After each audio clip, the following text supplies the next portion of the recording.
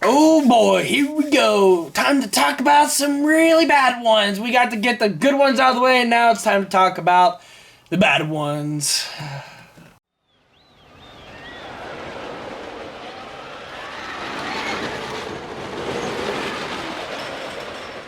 Greetings, roller coaster fanatics, and welcome out to once again more fanatic vlogging of me talking about basically the ending of 2017. It's that time again where I get to talk about my list of roller coasters.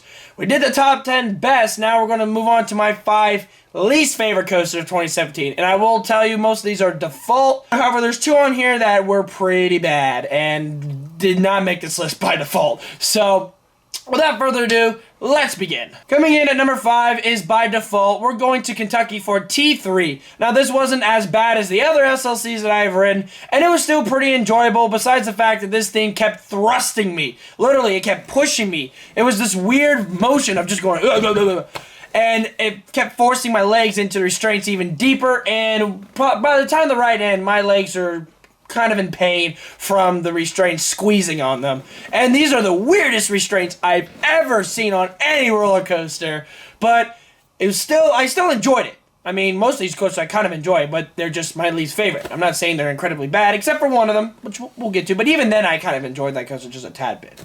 Coming in at number 4 is also by default. We're going over to New Jersey for Harley Quinn's Crazy Train. This is still a great ride. I gotta say, the only reason why it's on there is just because it's a family ride, and it's kind of a weak family ride, but it's still fun. I still found enjoyment in it, and the fact that it has 20 rows on this thing, 20 rows, is incredible, and it's still really cool. If you're in the back, if you're in the front, it's probably going to be very boring, but if you're in the back, you're still going to get some nice launches into some of the things. It's not the most intense roller coaster. It's not the worst roller coaster. It's just straight up family. I mean, like I said, this was by default, basically. Coming in at number 3 is the final default, and that is Wild Mouse roller coasters.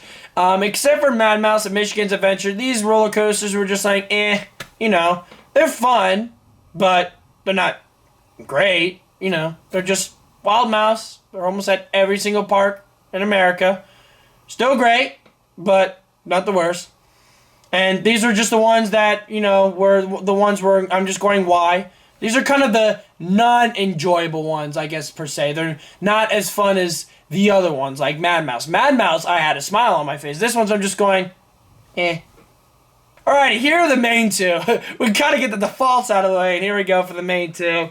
A lot of controversy with this one, I will say. A lot of people are just going to have their jaws drop, probably having angry threats at me. Don't at me for this.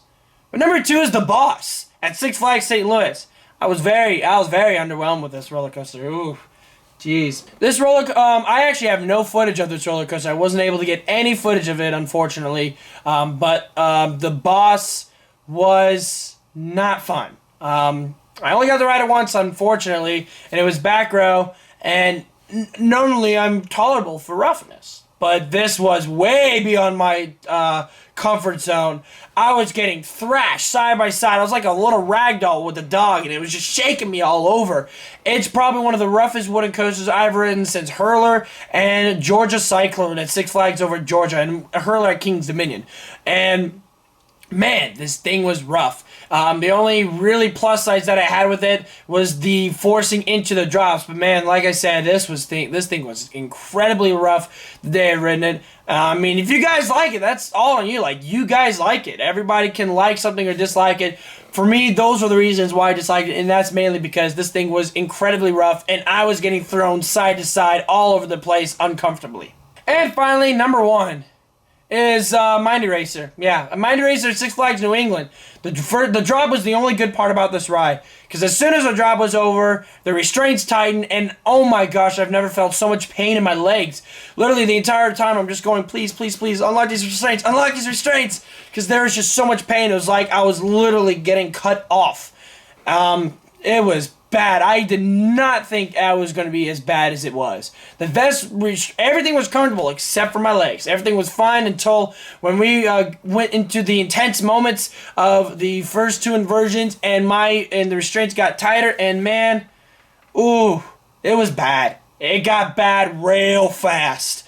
And I did not enjoy this ride after that. It was definitely my least favorite coaster that I got to ride for 2017. And man, oof. I'm not ready for the other SLCs, although I did say Thunderhawk was really good, and T3 was meh, so, you know. Alright, yeah, like I said, I didn't get to ride a lot of bad roller coasters for 2017, so it was kind of weird, but the last two, man, oof, those are bad. Those are really bad. But still, 2017 was a great year. Now we got the bad stuff out of the way. Now we're going to get to talk about my 15 favorite wooden coasters of all time in the next video. Thank you guys so much for watching. What are your 5 least favorite roller coasters that you've been on? Let me know in the comments below. I want to hear your thoughts on your least favorite roller coasters. Thank you guys so much for watching. And as always, roller coaster fanatics, keep coasting.